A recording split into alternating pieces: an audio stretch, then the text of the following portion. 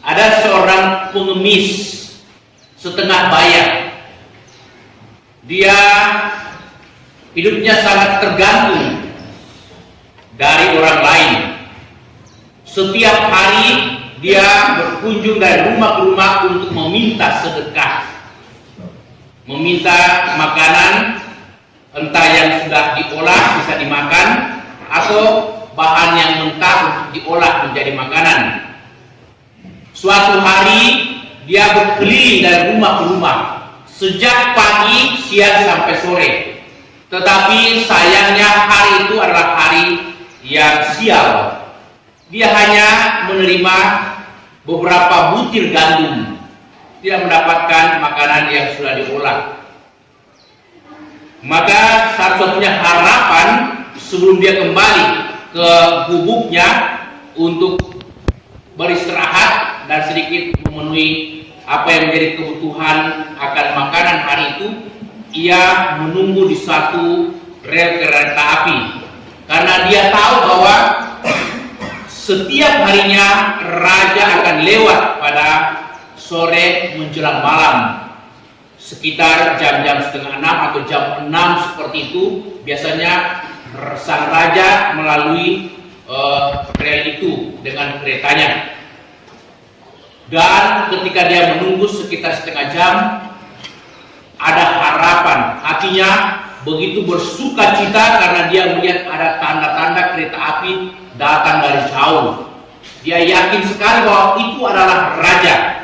Dan ini adalah kesempatan bagi dia untuk menahan raja yang akan lewat.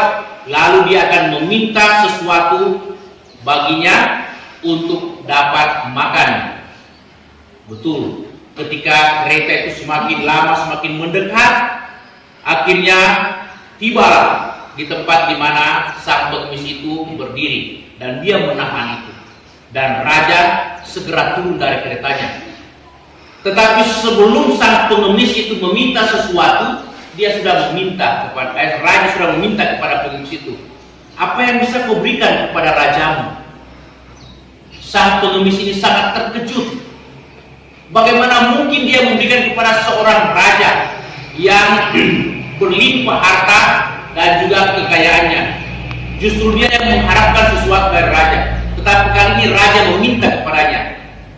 Dan dia tidak bisa berkata-kata lagi kecuali dia hanya merogoh kantongnya dan mengambil beberapa butir, ya, butir gandum yang dia pilih. Dia rasa-rasa sedikit dari kantongnya dan dia ambil yang kecil-kecil beberapa butir.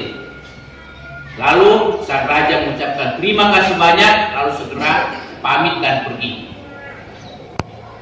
Pengemis ini merasa sangat kecewa karena tidak mendapatkan apa yang dia harapkan. Lalu dia pulang ke rumah, dia hanya berharap pada butiran-butiran gandum yang tersisa di kantongnya.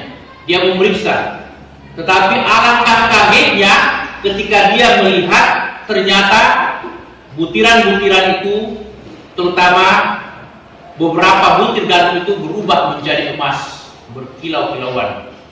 Dan dia berpikir, tadi kalau tidak salah saya memberikan 3 butir gandum, tetapi yang kecil-kecilnya. Dan sekarang ada 3 butir, ya, 3 butir emas yang juga seukuran dari itu.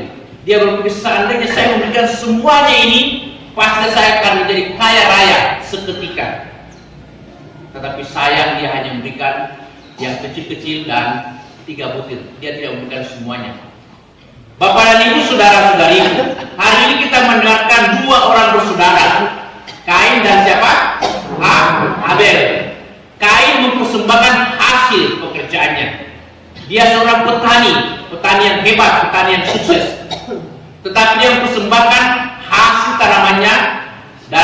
buah-buah tomat, apel, gandum, dan semua yang dia tanam itu bukan yang baik, tetapi yang kecil-kecil dan yang sudah mulai rusak, membusuk.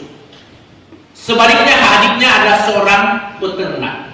Dia mempersembahkan anak domba tambun, mempersembahkan sapi dan semua ternak-ternak yang terbaik dipersembahkan kepada Tuhan. Tuhan menerima persembahan Habel, tetapi persembahan kakaknya Kain tidak diterima. Mengapa? Karena apa yang dipersembahkan Kain itu adalah bukan yang terbaik, tetapi yang busuk-busuk atau yang rusak. Sehingga Kain menjadi iri hati, jengkel, marah kepada adiknya, dan itu dia merancangkan suatu perbuatan jahat dengan membunuh adiknya. Nah, Bapak dan Ibu, saudara-saudari, hari ini kita merayakan pesta syukur panen. Ternyata Tuhan kendati berdiam diri, kita tidak mendengarkan secara langsung suara Tuhan, tetapi Tuhan sebenarnya juga menanti dari setiap orang apa yang terbaik yang kita mesti persembahkan kepadanya. Bukan hanya hasil panenan dari sawah, dari kebun atau apapun yang kita tanam, tetapi apapun yang kita usahakan, ternak kita atau kehidupan kita, pekerjaan-pekerjaan kita juga kita mesti persembahkan. Mengapa kita harus persembahkan ini? Karena Tuhan berharap bahwa kita tahu bersyukur, tahu berterima kasih kepadanya. Sebab dengan bersyukur, berterima kasih, Tuhan akan melimpahkan berkat yang jauh lebih banyak daripada apa yang kita berikan kepada Tuhan. Nah, kalau ini kita imani, kita percaya, maka kita tidak akan merasa rugi untuk selalu bersyukur, rugi untuk selalu mempersembahkan sesuatu kepada Tuhan. Saya teringat beberapa waktu yang lalu ketika masih bertugas di paroki Kristus Raja Andalas. Setiap tahun kami membagikan sembako kepada umat, bahkan juga kepada sebagian umat dari paroki yang bukan paroki kami, paroki Andalas. Ada beberapa umat dari paroki-paroki lainnya juga, itu kami bagikan sembako. Dan sembako itu dari mana? Misalnya pakaian yang bagus, juga bahan-bahan makanan, dan juga sejumlah uang. Itu dari mana? Dari umat sendiri. Ketika sudah dimulai itu ya kesempatan untuk mengumpulkan sembako, umat berbondong-bondong mengatakan, pastor butuh apa? Apakah pastor butuh uang atau pastor butuh bahan makanan? Saya katakan, persembahkan apa yang menurut kami yang terbaik. Ada yang persembahkan beras sekian ya kilo, ada yang persembahkan Indomie sekian bungkus atau sekian dos, ada yang persembahkan uang, bahkan pakaian-pakaian yang baru. Dan itu kami kumpulkan dan kami bagikan kepada umat setiap menjelang Paskah dan Natal. Dan ternyata apa yang kami persembahkan itu bukan hanya cukup, tetapi banyak kelebihan. Dan umat yang memberi juga merasa terberkati bahwa apa yang mereka terima dari Tuhan, mereka boleh persembahkan kepada sesamanya, kepada saudara-saudarinya yang kurang beruntung atau kurang merasakan kegembiraan itu karena kurang beruntung dalam kehidupan ini. Tetapi mereka sangat yakin apa yang mereka berikan, Tuhan balaskan jauh lebih banyak. Nah, inilah sebenarnya inti daripada perayaan pesta syukur panen kita ini. Kita mempersembahkan kepada Tuhan bukan karena suatu kewajiban, tetapi kita syukuri bahwa Tuhan begitu murah hati.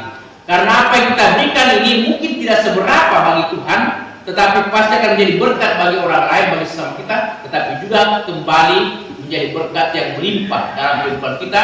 Mungkin tidak langsung dengan berkat apa yang kita persembahkan menjadi lebih banyak dari apa yang sebelumnya sama, tetapi mungkin dalam bentuk kesehatan, dalam bentuk sukacita, damai, hubungan atau relasi kita yang baik dengan orang lain, dan macam-macam hal yang bisa menjadi berkat dalam kehidupan kita.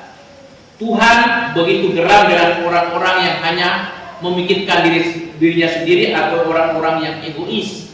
Dia katakan di sini dalam bacaan Injil, demikianlah jadinya dengan orang yang mengumpulkan harta bagi dirinya sendiri, jika ia tidak kaya di hadapan Allah. Ternyata Allah menghendaki kita punya sikap berani berkorban untuknya. Berani berkorban untuk Tuhan sama dengan kita berani berkorban untuk sesama. Itu namanya kaya di hadapan Allah.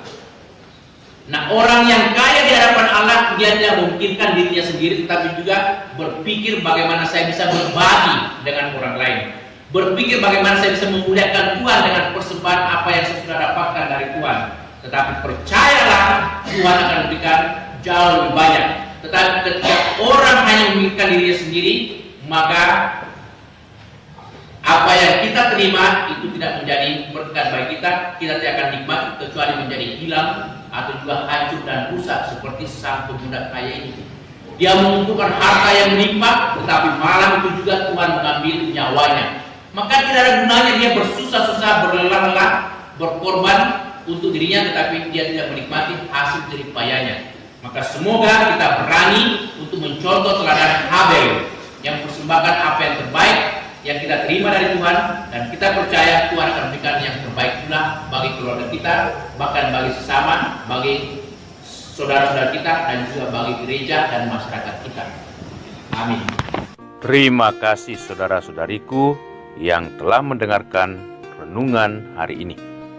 Semoga saudara-saudari senantiasa diberkati Tuhan dalam setiap aktivitas dan pelayanannya. Amin.